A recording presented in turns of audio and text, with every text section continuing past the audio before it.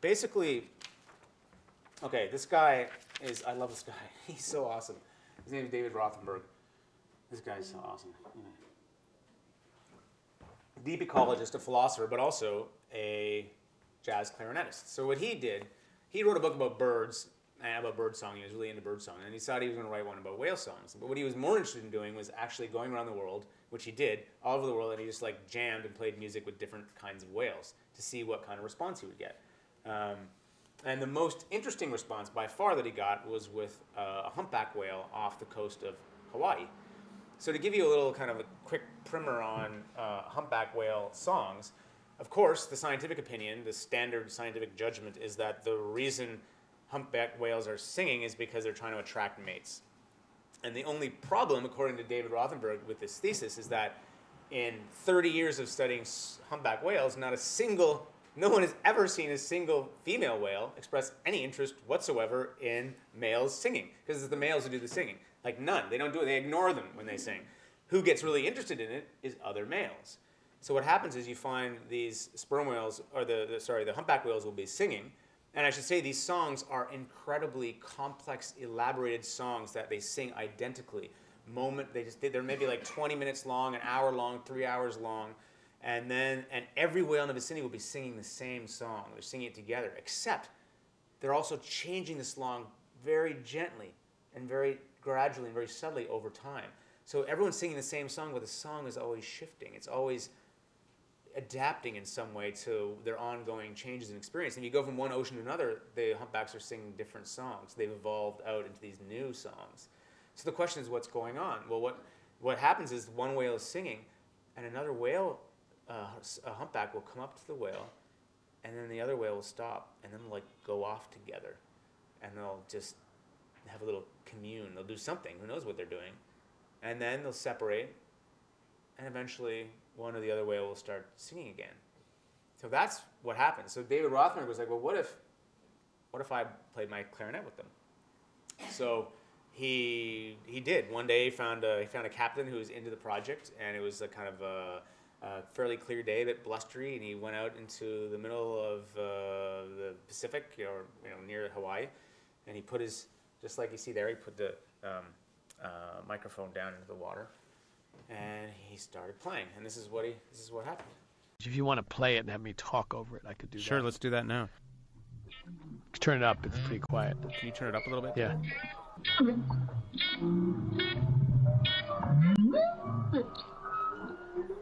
The first thing I noticed is that when I stopped, then the whale would make a sound. But it seemed like he might actually be responding. I went up high, and then he goes, and now you're going to soon hear extremely high sound from the whale. That very high squeak is actually the whale. Now I'm being very high and squeaky. People didn't like that. They said, quiet, that's so high. I said, the whales are that high.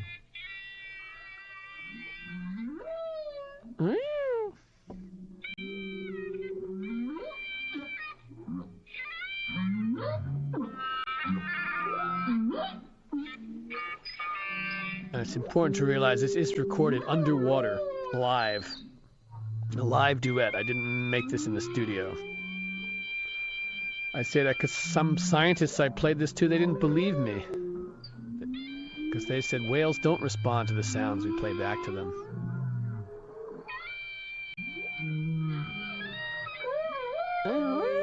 The whale is like trying to match the clarinet pitch right there, and as this duet goes along, he gets better at it.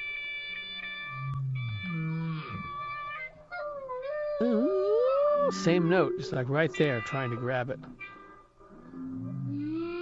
What is he feeling at this moment? I wouldn't presume to know, but I would think that musically I can hear he's interested.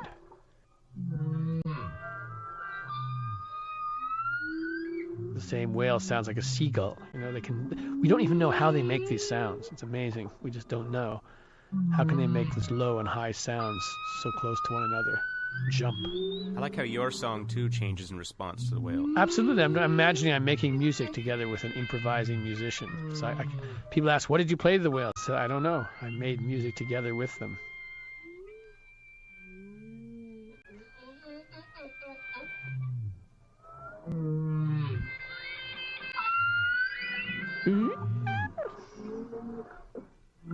What does it feel like to, you say you learned to taste the alien music in your book. What does it describe for me what it feels like to have this kind of relationship? It feels like you're learning this new kind of music that you can't actually explain what it is you're learning, that you learn it as a player by, it's this kind of learning that can't be, you can't just say this is it, this is not it. You're sort of playing and making it through participating. And I think, I know that this whale music is the real music. It's been around for a lot longer than human music has, millions of years.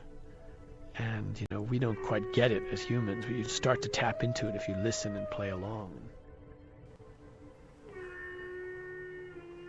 So I love what he says there. I think it's so important. This idea of making it through participation, that it's ecologically incredibly deep. What do we hear when we sort of withhold our assumptions and really listen? And then with that spirit of openness, begin to interact. When we play music with one another, we begin to enter into a kind of relationship. And in so doing, we stretch our landmines out to meet the sea. So there's a relationship that's happening there. It's just beginning.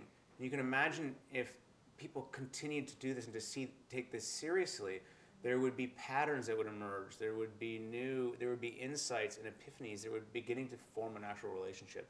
And how many have, it's just mind-blowing. You can do that with any animal. And yet the only animals we have any relationship with are, cats and dogs, which is cool, and maybe a few birds, but there's so many more out there.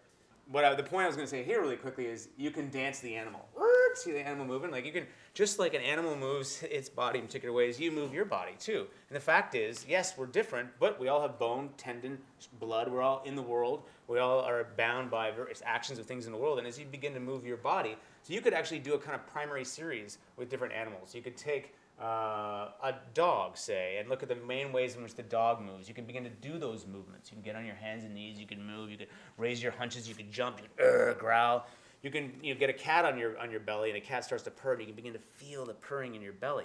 So you can take a whale, and you can begin to undulate your body in all these ways. And that might sound kind of silly, but it's an incredibly deep and profound point. Yes, there's differences, but there's the same emotional system in all mammals, and even below that, there's bodies, and bodies work in particular kinds of ways. And you have a body, and you can, so in the way that they move their body, you can tell something about what it might be like to be that animal. It's so sensible. But there's even more stuff around mirror neuron systems. Like you have movement repertoires in your brain. Every time you do a movement, your brain remembers it, and you see something else doing a movement, you can begin to feel that little empathetic echo. So that's very, very real. So I always thought you could do a kind of primary series called Dance the Animal. There's my little one. You can do a primary series. You could dance, and this is exactly what happens in Qigong and Tai Chi and martial arts. They spend so much time very carefully observing certain animals like the crane, or the bear. And what gestures seem to embody the essence of something about that animality, and they take from that and they bring it into their different poses, into their different movements, whatever it is they're doing. So I think you could create primary series around every animal. I know it's a bit trippy, but I just love this idea of dancing the animal.